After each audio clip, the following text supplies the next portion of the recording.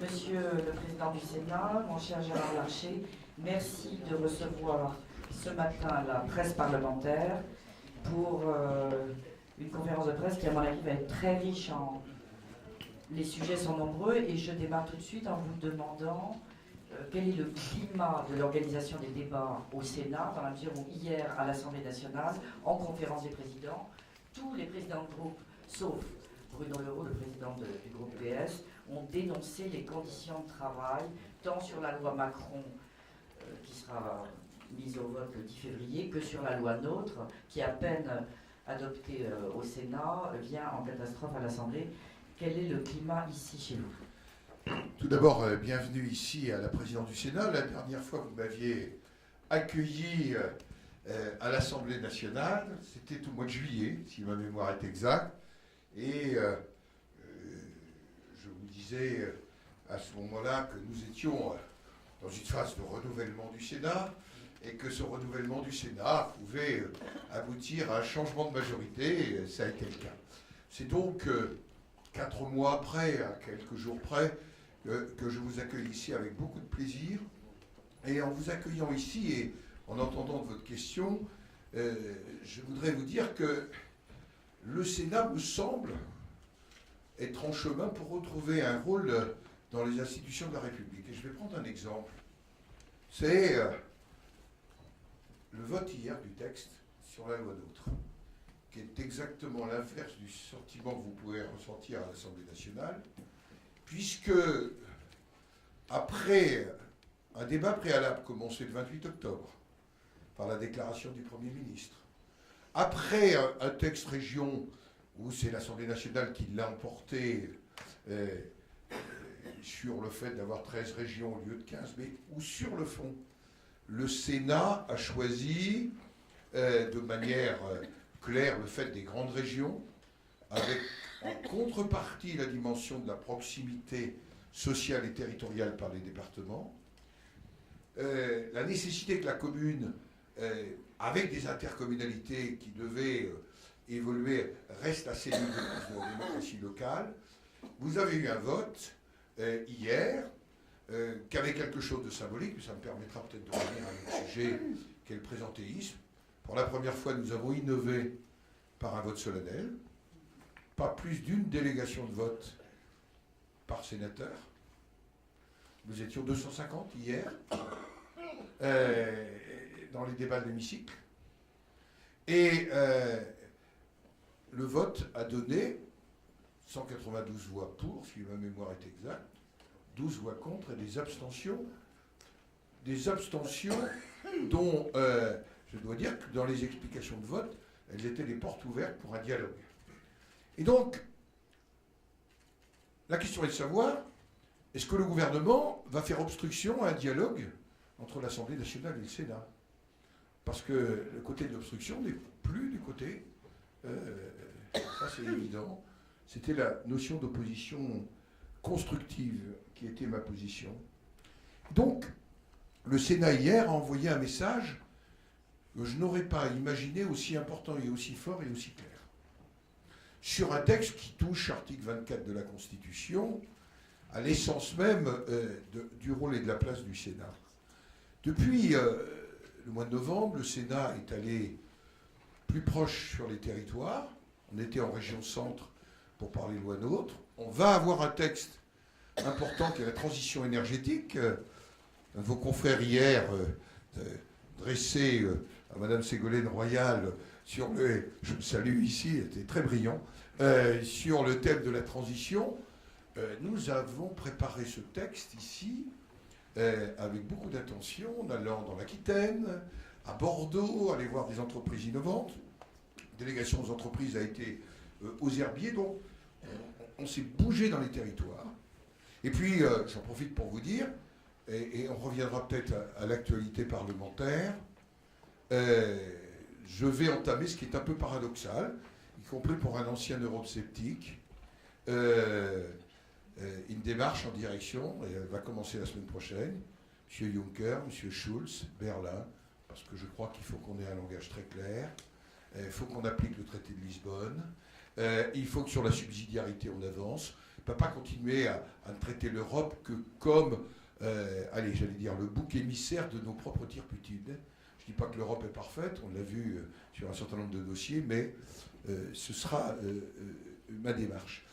Et vraiment, je veux dire que je crois que le bicamérisme, c'est une Assemblée nationale et un Sénat. Ce n'est pas des pouvoirs égaux, mais c'est en même temps la capacité, je disais hier soir, de ne pas avoir des CMP, des commissions mixtes paritaires, qui soient caricaturales.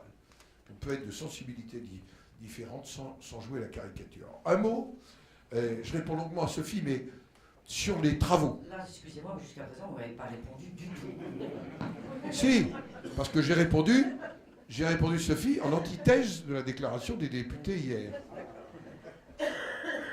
L'organisation des travaux, c'est d'abord le gouvernement, pour 50%. Et quand vous avez des textes qui vous arrivent avec plus de 160 amendements comme transition énergétique, dont seul l'article 1, dans le cadre du temps programmé, a fait l'objet de débat, on ne peut pas dire qu'il y a un débat parlementaire approfondi.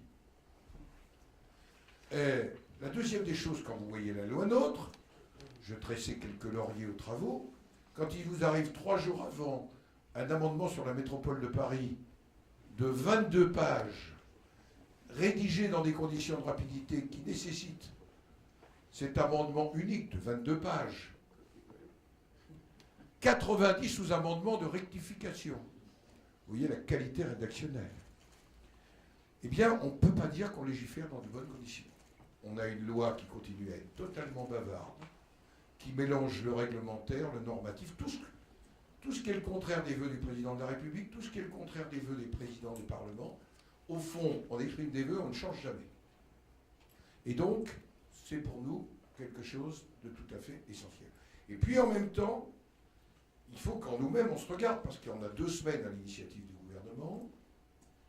On a des sessions, on siège maintenant 10 mois par an. Du temps, avant la réforme Seguin, on siégeait 6 mois par an. Est-ce que le pays s'en portait plus mal? Je n'en suis pas totalement certain.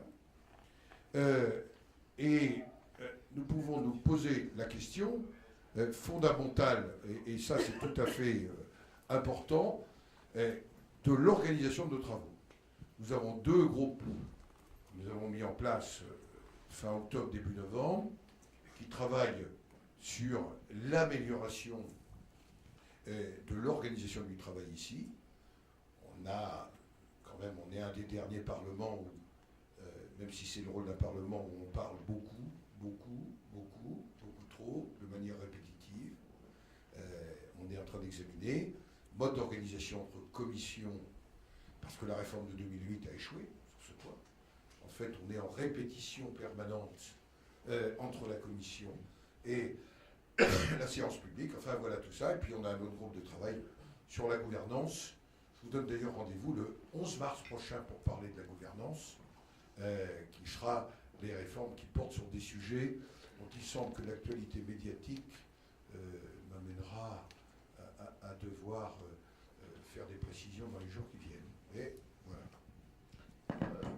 Votre allusion, je suppose, effectivement, c'est pour l'émission de ce soir sur France 3. Donc je viens tout de suite à cette émission, parce que... Je ne l'ai pas vu. Non, nous non plus d'ailleurs, pas encore, enfin certains peut-être. Non, mais sincèrement, je ne l'ai pas vu.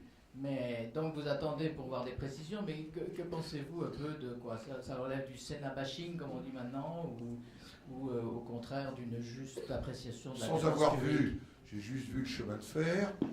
En tous les cas, c'est une approche un peu particulière, ce qui ne veut pas dire qu'il n'y ait pas des points qui soient soulevés et qui ne fassent pas l'objet d'examen depuis notamment 3 mois, ou qui n'avaient pas fait l'objet d'engagement de ma part au moment de la poursuite des réformes que je proposais en 2011. Ce que je sais, c'est qu'il faut qu'on fasse très très attention à ne pas nourrir un antiparlementarisme qui est au fond de notre société française. Ça veut dire aussi que nous devons avoir des devoirs d'exigence, mais qu'il me semble qu'un certain nombre de ceux qui se présentent comme vos confrères ne peuvent pas utiliser des techniques de caméra cachée ou des techniques d'une autre nature. Il y a un moment, je crois que l'éthique est une exigence qu'on doit avoir, et la déontologie des parlementaires. Je rappelle personne à son code de déontologie, je dis son à personne, mais il y a des méthodes sur lesquelles il faut faire attention. Je le dis simplement, parce qu'un beau matin, on se réveillera avec un désir général de pas de Parlement du tout. On serait tellement plus tranquille de ne pas avoir de Parlement. Ça irait beaucoup plus vite. Mais ça n'est pas un enrichissement de la démocratie. Je n'ai pas vu non plus, Monsieur le Président, cette émission, mais j'entends dire par ceux qui l'ont visionné que le reportage s'en prend aussi, même jusqu'aux jardiniers, un peu tous les types de personnel. Est-ce que on verra. Je voudrais simplement vous rappeler ici que je suis le seul président du Sénat dans l'histoire du Sénat à avoir une journée de grève. Et ce n'est pas pour avoir donné des excès d'avancement à tout le monde. Vous voyez ce que je veux dire? Et donc, on ne peut pas me reprocher d'avoir essayé de remettre un certain nombre de choses dans le sens de la marche. T'es le seul. Donc, c'est la vérité. Bon, ça mérite. On réagira si vous le voulez bien. Une fois qu'on aura vu, mais moi, ce qui me semble le plus important, c'est qu'on avance.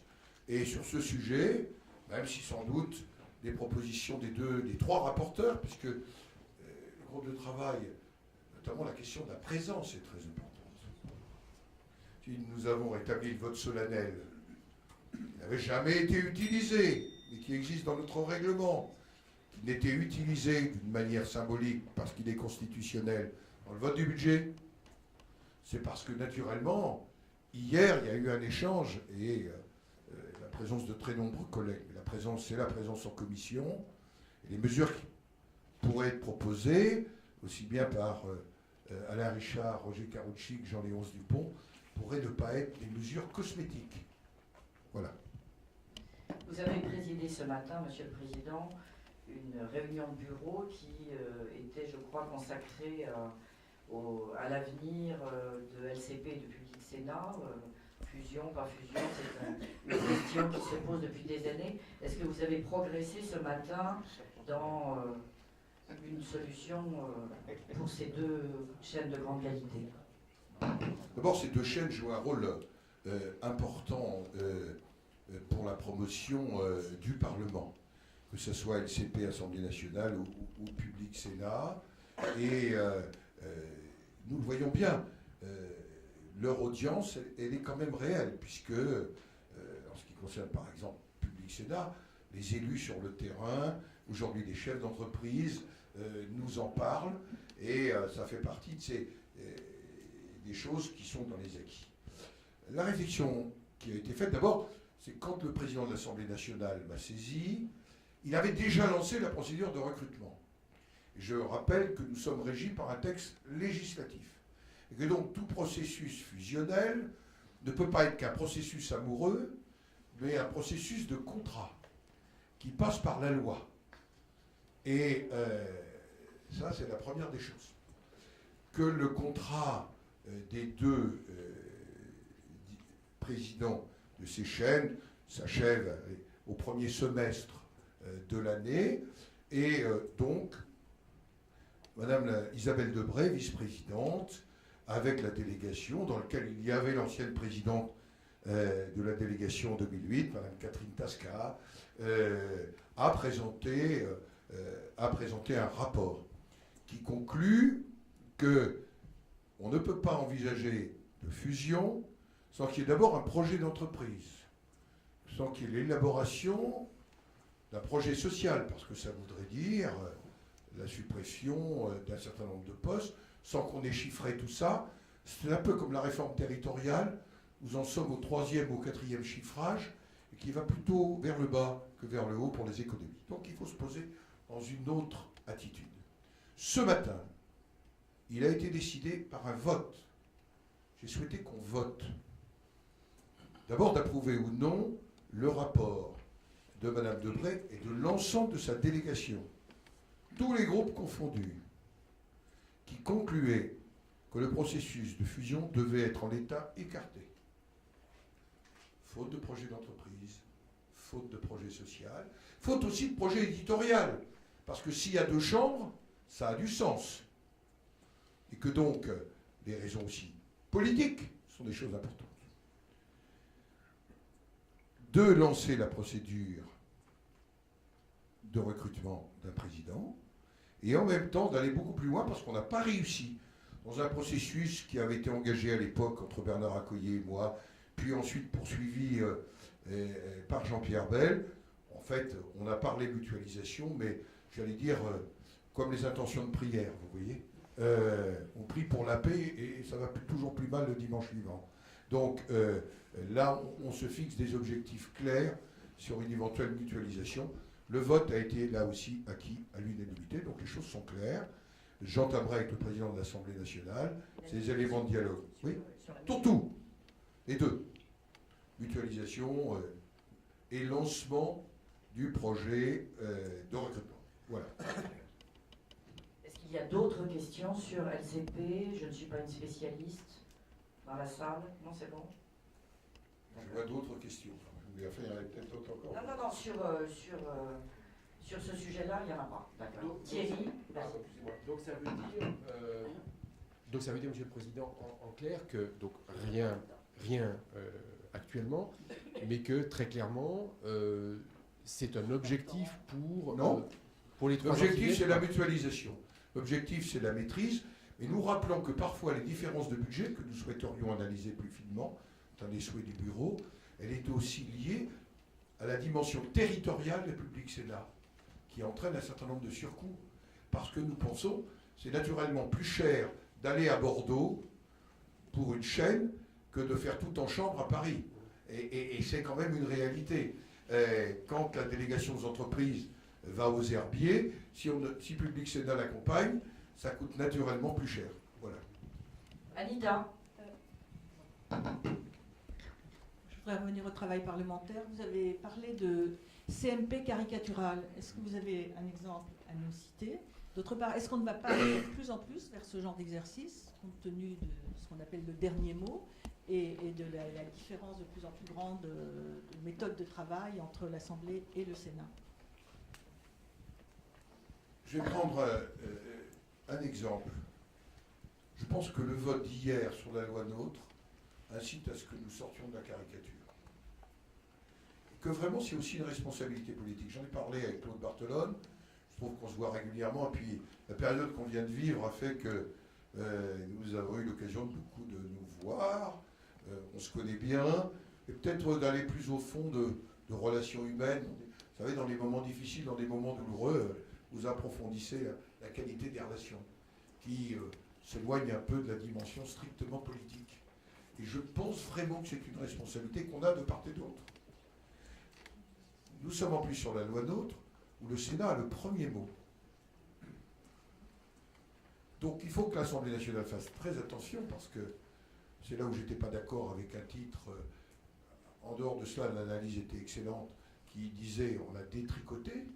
Même le ministre a dit non, on a tricoté. Mais là, aujourd'hui, il faut faire la maille entre l'Assemblée nationale et le Sénat, pas commencer à détricoter tout le travail du Sénat, qui s'est fait d'ailleurs, malheureusement, René Van Dieren donc, n'a pas pu être en séance pour des raisons de santé, mais c'est un travail qu'il avait construit avec Jean-Jacques Hyest.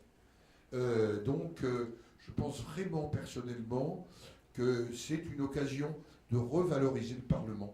On peut ne pas être d'accord, mais pourquoi pas avoir des accords partiels? Pourquoi pas avoir un certain nombre de convergences? Et puis d'acter nos divergences. C'est comme dans le dialogue social, tout ça. Je crois qu'on peut progresser. Et ça, c'est le premier exemple pour éviter la CMP caricaturale. Alors, moi, je voudrais que vous citiez un exemple de CMP caricaturale. La première CMP région, elle a été caricaturale. Mais ce n'était pas illogique, puisque nous avions été incapables de donner en première lecture, de rendre une copie. Avant l'été, on n'avait pas rendu une copie. Donc, c'est pas là-dessus que j'instruirai un procès, si vous voulez. C'est maintenant. On a 2 textes. Ensuite, sur le budget, pardonnez-moi, le Sénat, sur le budget de la Défense, a eu raison a posteriori. En fait, le budget du Sénat a été voté sur le porte-avions Charles de Gaulle, pour le budget de la Défense. La vérité, elle est là. Vous vous rendez compte, c'est le seul budget que je suis venu voter, plutôt ne pas voter. Pour un président du Sénat, c'est rarissime.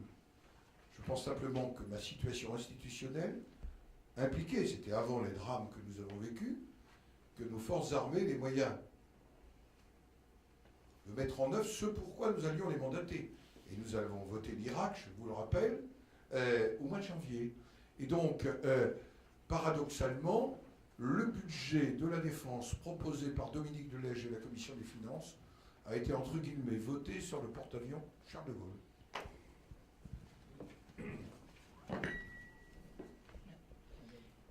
Oui, vas-y.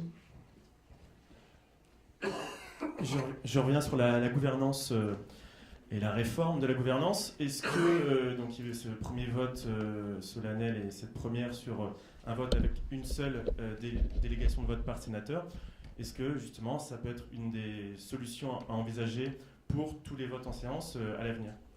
Sans doute pas tous les votes, parce que regardez ce qui se passe à l'Assemblée nationale. Mais en tous les cas, pour tous les grands textes, d'ores et déjà la conférence des présidents a pris la décision que la transition énergétique serait votée de la même manière. Nous analyserons peut-être le rythme avec lequel les explications de vote doivent être faites, à quel moment intervient le ministre, c'était après le vote. Donc ce sera la prochaine conférence des présidents, parce qu'il faut toujours tirer... ça a peut-être besoin de gagner un peu en dynamique dans les explications de vote, mais ça a plutôt été très bien vécu par nos collègues, et transition énergétique sera votée de cette manière-là, avant même la réforme du règlement, parce que nous avions un règlement qui nous permettait, mais qui n'entrait pas en application. Et il est rentré en application. On a des échéances électorales très rapprochées. Est-ce que vous allez vous impliquer dans la campagne des élections départementales et quelle est votre analyse sur l'évolution dans les différents départements?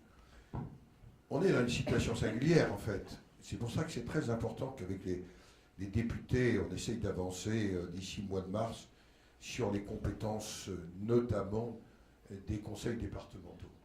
Parce qu'on va solliciter les électeurs qui ne sauront pas totalement quelles sont les compétences des conseils départementaux. Ah oui, quand même.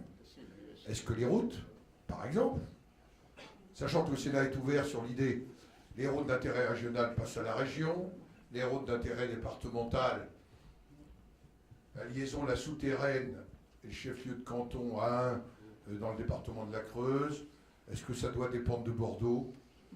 Il n'est pas totalement certain que ça ne soit pas géré en proximité. En ces temps de doute sur l'action publique, la proximité reste un élément de réponse forte. Donc on est dans une situation où on ne connaît pas bien encore les compétences. D'où la nécessité avec nos collègues députés d'essayer de clarifier les choses. La deuxième des choses, c'est que le binôme est quand même une découverte. Vous, comme moi, on commence à connaître. C'est quand même un objet vivant mal identifié dans nos cantons. Quoi encore le canton? Je vais prendre le mien. C'est un regroupement de deux cantons bien identifiés avec une histoire, qui ont le même journal local. Excusez-moi de parler de Rambouillet, de Saint-Arnaud en Yvelines, je ne suis pas conseiller général, mais c'est identifiable. Mais quand un canton, je vais prendre les Cévennes et le regroupement de 7 ou 8 cantons, avec deux candidats, c'est très difficile. Donc le risque que nous avons, c'est une forme d'incompréhension. Donc il va falloir qu'on conduise une pédagogie. Est-ce que je vais m'appliquer? Réponse oui. C'est une élection territoriale. Pour ceux qui me connaissent et qui m'ont suivi depuis le mois de juillet, aucune élection territoriale pour moi n'est seconde. Parce que nous représentons ici les territoires. Donc je m'appliquerai. Hélène. Bonjour, je voulais vous faire réagir à ce qui s'est passé hier soir. Il y a eu le prix qui s'appelle du trombinoscope politique qui a été remis notamment à Steve Briouat, maire de Hénin-Beaumont, par des éditorialistes. Ça s'est tenu à l'Assemblée, à l'hôtel de la C, et le président Bartolone n'a pas souhaité venir. J'aurais voulu savoir si vous auriez fait la même chose si ça s'était passé ici. Non, parce que vous n'avez pas suivi mon discours hier soir.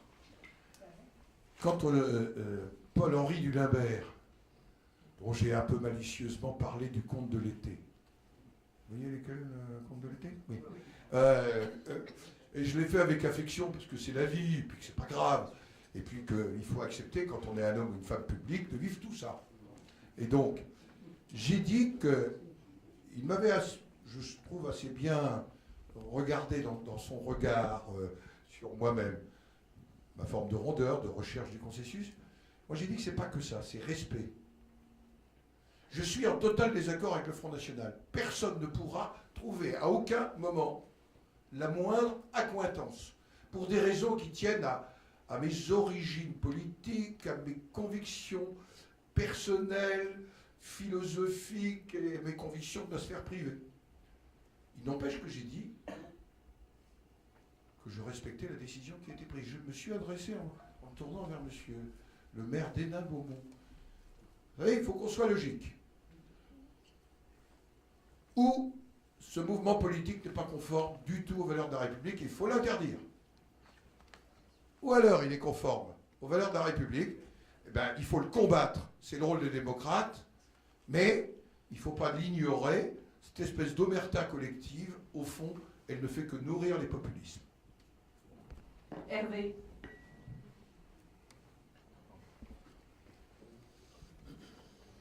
Oui, Président, vous avez parlé de l'échec de la réforme de 2008,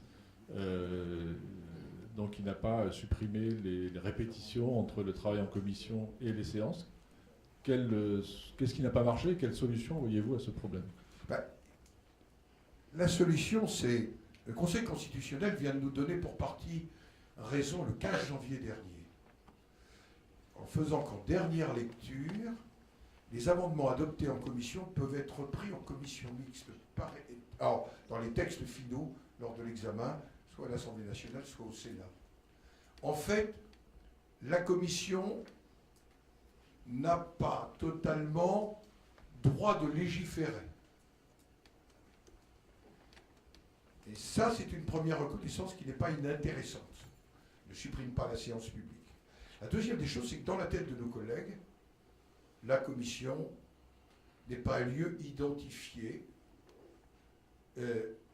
comme un lieu où on légifère, où on contrôle.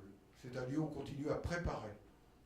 Et donc, il faut qu'on arrive, sinon il faudra changer, hein, parce que jusque-là, c'est quand même un échec.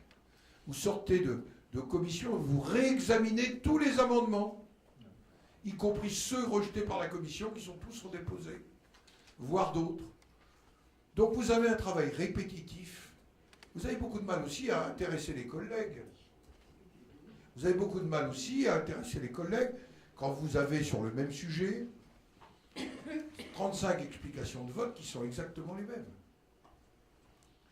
Donc il y a à la fois des décisions sur le temps de parole. Croyez-moi, c'est pas facile. Mais il faut qu'on soit beaucoup plus moderne dans notre manière d'interpeller. C'est vrai aussi pour les questions d'actualité.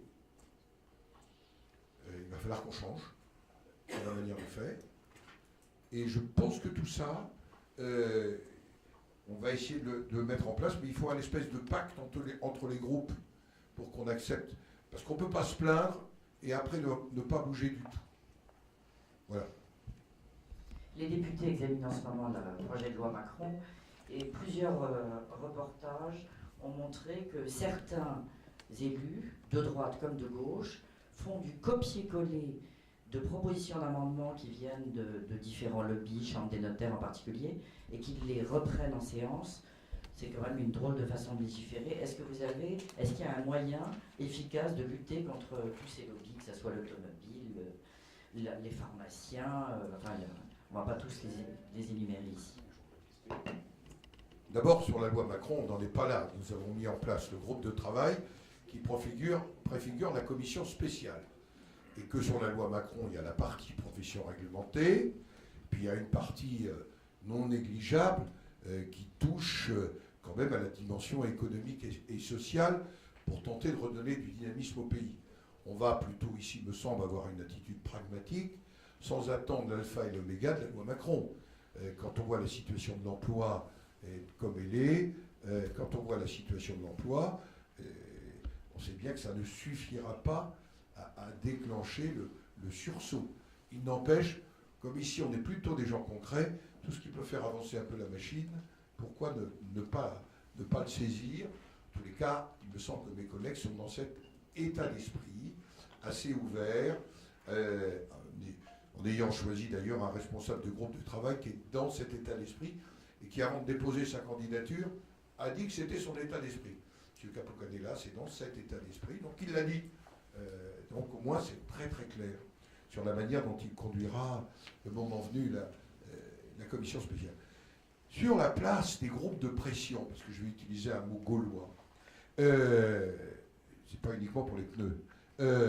Donc, sur la place des groupes de pression, d'ores et déjà, en 2009, nous avions fait une obligation de déclaration de ces groupes de pression. Il n'est pas anormal que des parlementaires rencontrent des notaires. Il n'est pas anormal qu'ils rencontrent des pharmaciens. Ça fait même partie du lien entre la nation et les élus. Le problème qui est posé, c'est l'espèce de pression qui est faite par tel ou tel groupe. Je note que beaucoup de groupes ne pratiquent pas comme ça, sur des parlementaires et qui les exaspèrent. Aux parlementaires de le dire extrêmement clairement. D'autre part, il y a des dispositifs que nous avons envisagés ici, mais on va attendre les propositions du rapport Nadal sur ce sujet, qu'on connaît déjà. Est-ce qu'il faut une déclaration et une publication? Moi, j'y étais assez favorable de tous ceux qui sont auditionnés au moment de la préparation d'un texte.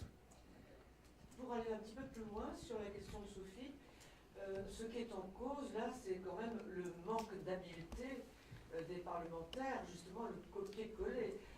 Évidemment, le groupe de pression existe toujours, mais on peut quand même essayer de digérer tout de même la pression. Enfin, il n'y a pas forcément uniquement une pression. Il y a une question, on peut se poser une question. C'est pression-rédaction, ça s'appelle. Voilà, rédaction. Hein, on peut quand même... Oui, mais ça, je ne vais pas me permettre de juger les parlementaires. Moi, je sais bien ce que j'en pense.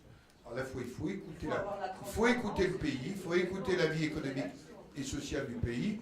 Et j'ai aussi connu des syndicats professionnels et des syndicats de salariés qui envoyaient des propositions d'amendement que je retrouvais quand j'étais ministre du Travail, dans leur intégralité. Ça provoquait moins d'émotion à l'époque, mais celle des notaires semble en provoquer un peu plus. Mais je pense qu'il faut que les libertés... Non, il faut que les parlementaires exercent pleinement leur liberté. Question internationale maintenant. Question internationale, Hélène. Oui, bonjour. Je voulais savoir qu'est-ce que vous avez pensé de l'élection de Syriza en Grèce et est-ce que vous craignez que ça s'importe d'une manière ou d'une autre en France? Je ne sais pas, à part de réimporter Jean-Luc Mélenchon.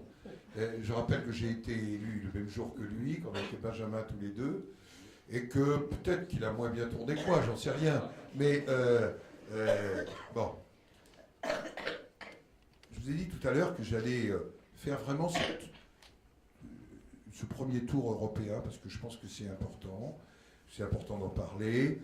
Et je vais refaire le tour aussi avec le gouverneur de la Banque de France pour voir un peu comment, au niveau de la BCE, et puis ensuite j'irai voir M. Draghi pour parler de tout ça, parce qu'elle est indépendante, mais ça n'est pas inutile d'écouter un peu ce qui se fait, d'analyser tout ce qui se fait. Moi, je peux comprendre l'exaspération, la lassitude des Grecs, mais il faut quand même se dire, ils sont dans une situation où, avec, on ne sait plus le chiffre tout à fait, 317, 327 milliards de dettes, pourtant un taux d'intérêt moins élevé que l'Italie ou l'Espagne, puisque c'est par rapport au PIB, un programme très alléchant, mais il faut dépenser 12 milliards, l'échéance de 6 milliards à la fin du semestre à devoir rembourser, un salaire minimum qui va passer de 580 ou 585 euros à près de 730 euros. Les chiffres sont approximatifs, mais sont dans ma tête. Un 13e mois, l'embauche de 300 000 personnes, dont 150 000 fonctionnaires, dans un pays qui n'a pas de cadastre, qui n'a pas de système fiscal, pardonnez-moi, où c'est un grand projet d'organisation de ce qui n'existe pas. Et donc, j'ai peur au surlendemain. Vous voyez ce que je veux dire? Et il faut qu'on fasse attention. En même temps, je fais partie de ceux qui pensent qu'il va falloir discuter avec les Grecs, parce que c'est un peu comme la réponse que je faisais tout à l'heure, ils ont été élus démocratiquement. Et donc, même s'ils ne participent pas de mes choix politiques, ils sont le fruit de la démocratie. Et le fruit de la démocratie, vous ne pouvez pas la renvoyer. Mais vous dites qu'il faut maintenir la pression sur eux actuellement. Ben, en tous les cas, vous ne pouvez pas dire qu'il n'y a pas de dette, qu'ils n'ont pas remboursé 6 milliards et qu'ils sont en train de distribuer 12 milliards. Pardonnez-moi. L'amnésie ou le mensonge n'ont jamais fait avancer les choses. Après qu'on aménage, c'est des discussions qui doivent avoir lieu. Qu'on aménage, mais il faut quand même dire aux Français qu'il y a 40 milliards chez nous, aux Allemands qu'il y a 60 milliards.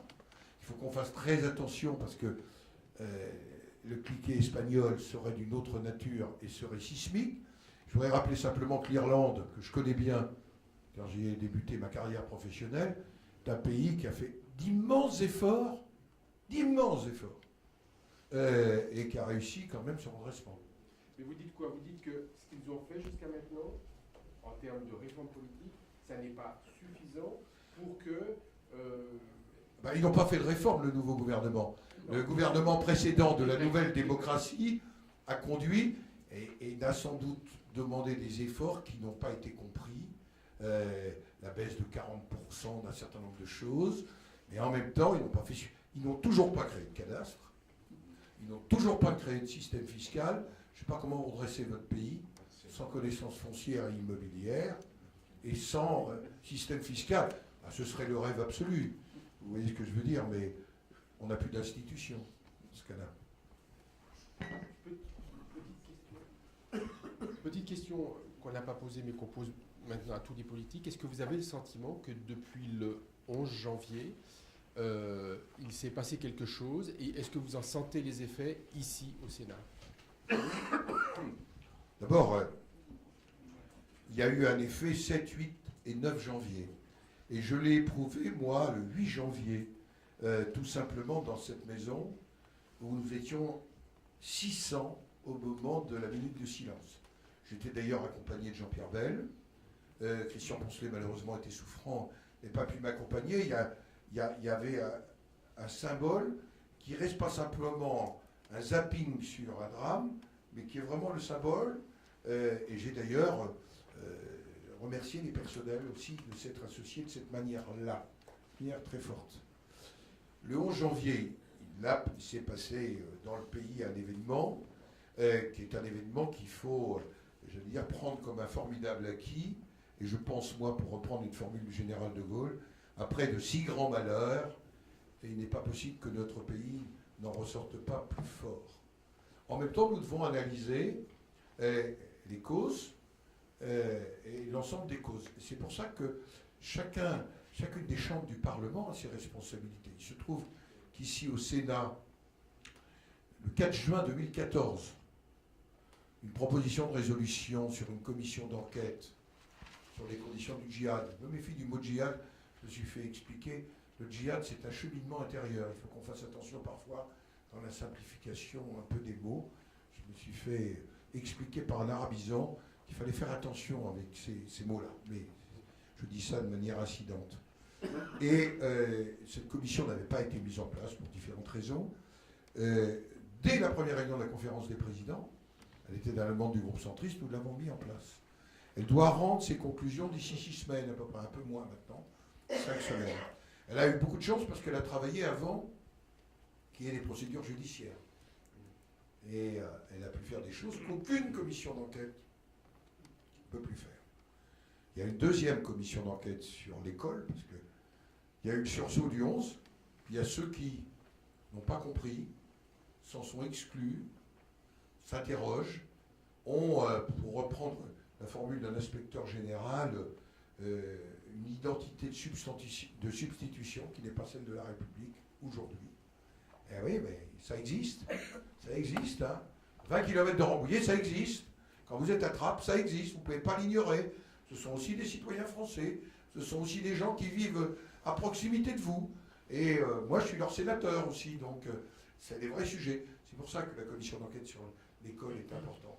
Et puis, Claude Barthelone et moi-même avons accepté de réfléchir en toute liberté sur les conditions de l'engagement, sur les conditions dans lesquelles les valeurs de la République peuvent être mieux partagées, et ça pour faire automatiquement un texte, mais pour faire un ensemble de propositions. Vous avez vu une semaine où on a vu fleurir beaucoup de propositions.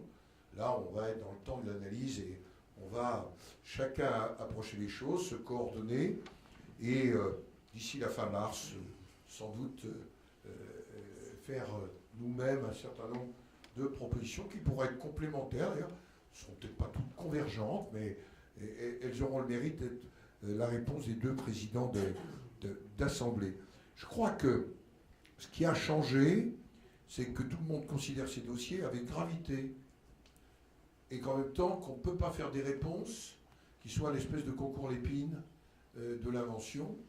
Et j'ai apprécié la réponse du président de la commission des lois du Sénat la semaine dernière, Philippe Bas, quand le Premier ministre lui a dit « Mais est-ce que vous pouvez, sous 6 semaines, me parler de la dignité nationale ?»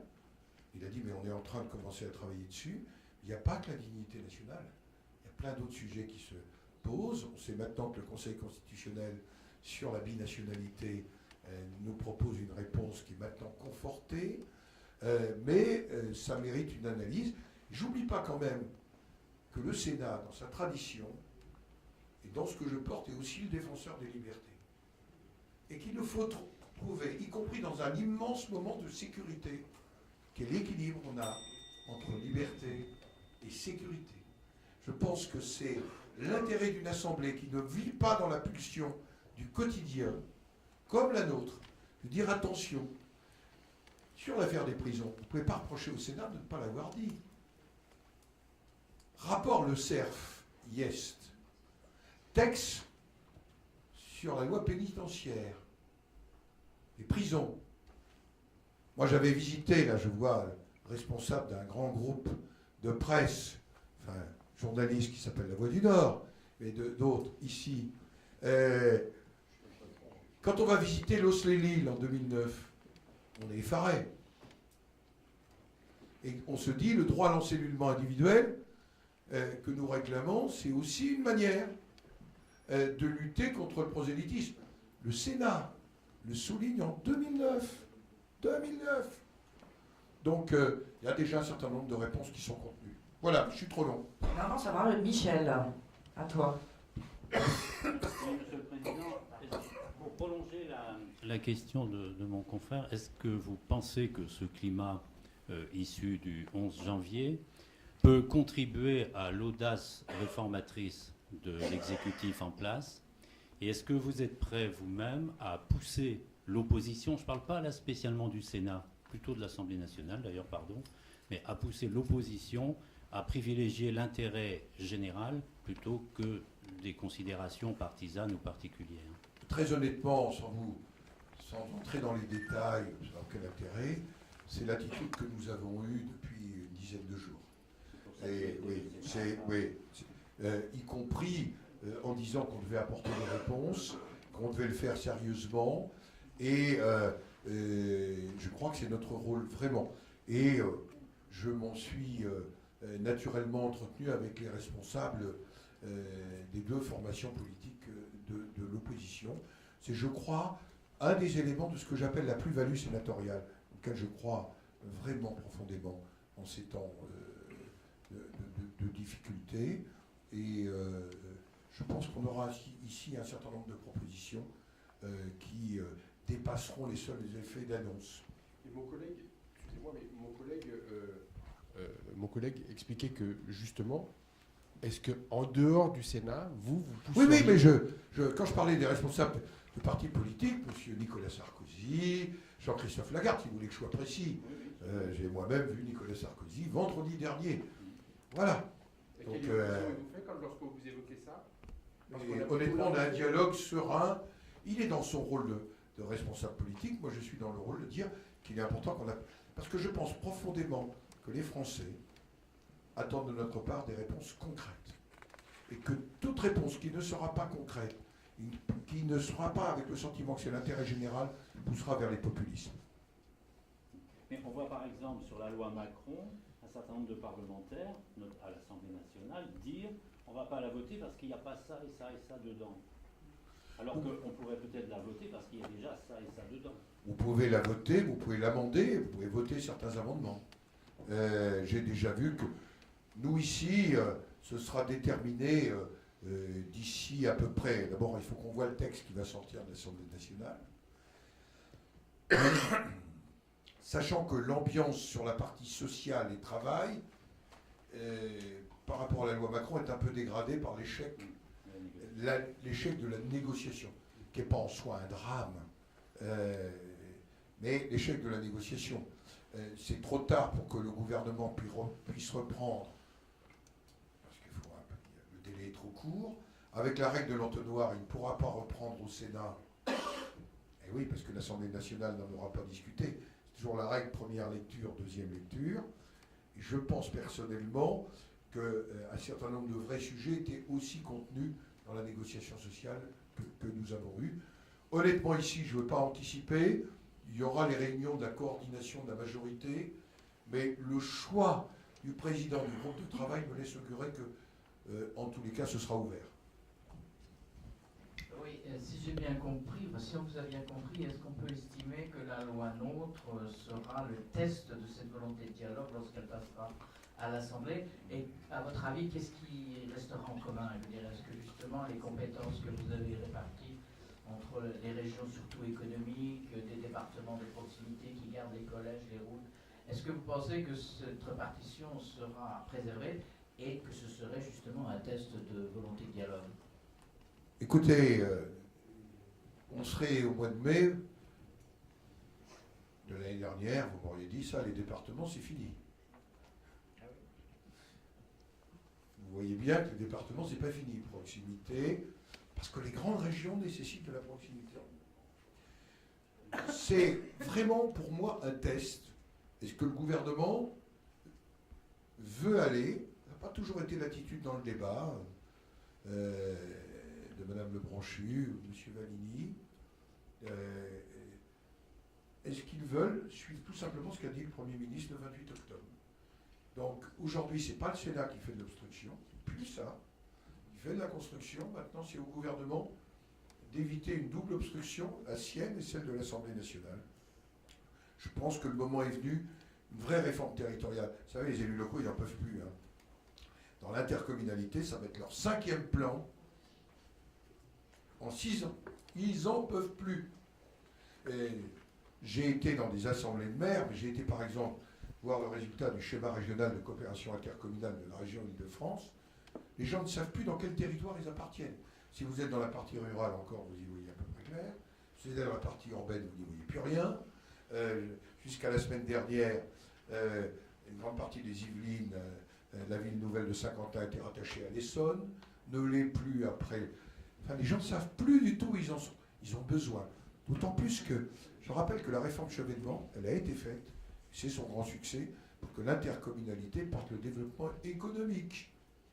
Or, c'est le développement économique dont on a d'abord besoin pour lutter contre le chômage.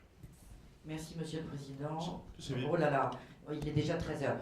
Bon, Dominique, qui n'a pas encore pris la parole, très rapidement. Oui, Président, je voudrais m'adresser à l'ancien ministre du Travail. Justement, vous parlez d'emploi.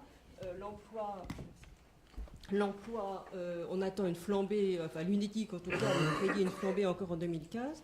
Hier, il y avait un reportage qui était très intéressant sur France 2 qui montrait une mairie qui avait pris les choses en main et qui marchait beaucoup mieux que Pôle emploi. Alors, je voudrais savoir si vous pensez qu'il faut qu'il y ait une réforme, puisque vous parlez toujours de proximité, élément de réponse forte.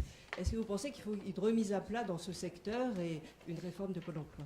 C'est pour ça qu'il sera très intéressant dans la loi NOTRe de voir si l'avancée proposée par le Sénat, qui donne à la région la responsabilité de la politique de formation professionnelle et de retour vers l'emploi, une vraie compétence, y compris dans la carte des formations professionnelles. Parce qu'on ne peut pas dire que nos politiques de l'emploi avaient tant de succès qu'on puisse le dire. La délégation aux entreprises, elle a été étudiée aux herbiers, un micro-territoire. Pardonnez-moi, je dis ça avec beaucoup de respect pour le président du Conseil général de Vendée, mais pourquoi ces territoires, ils avaient depuis toujours moins de 6% de chômage? C'est aussi une dynamique de formation, une dynamique d'entreprise, de confiance dans les entreprises, de mise en relation. Moi, j'ai la chance d'avoir été longtemps l'élu d'un territoire jusqu'au printemps dernier où le taux de chômage est inférieur à 6. Il est même en train de baisser. Et c'est vrai que c'est une maison de l'emploi qui a fait beaucoup en relation avec Pôle emploi. D'ailleurs, pas en opposition avec Pôle emploi, mais dans la dimension de proximité, dans des plateformes d'initiative locale. C'est pour ça qu'il faut vraiment que l'Assemblée nationale arrête d'avoir peur. Il n'a pas question de casser l'UNEDIC ou Pôle emploi, mais d'avoir peur de ce qui a été agité à Pôle emploi pour dire qu'il ne faut rien donner au président de région. Vous ne changez rien, et c'est sûr qu'il ne va rien se passer. Monsieur le Président, merci beaucoup. Merci d'avoir reçu une... Oh là là, il est très tard. Hein.